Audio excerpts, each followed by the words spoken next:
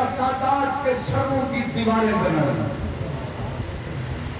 سادات کو چن چن کر قتل کیا۔ اگر آپ اس منصور جوان کی اللہ اس پر لعنت کرے، اللہ اس کے عذاب میں اضافہ کرے۔ میں کل تھوڑا سا اشارہ کروں گا اس کے مظالم، کتنے مظالم، جبکہ نعرہ کتنا زبردست تھا۔ میرے دوستوں کل ایک اور تحریک کی طرف اشارہ کروں گا، لیکن اب آئیے آج 5 محرم کو یہاں تشریف فرمائیں۔ کیوں؟ ایک کربلا میں واقعہ ہوا، ایک کربلا میں قیام ہوا، ایک تحریک اٹھی، ایک انقلاب آیا۔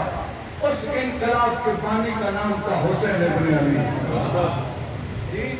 میرا موضوع یہ ہے کہ میں نے یہ بیان کرنا ہے امام حسین کا بیانیہ کیا تھا،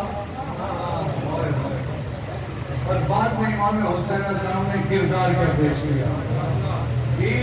دیکھا جائے گا امام حسین علیہ السلام کا بیانیہ کیا ہے، امام حسین علیہ السلام نے کیا کہا ہے، اور بعد میں عمل کیا کیا ہے۔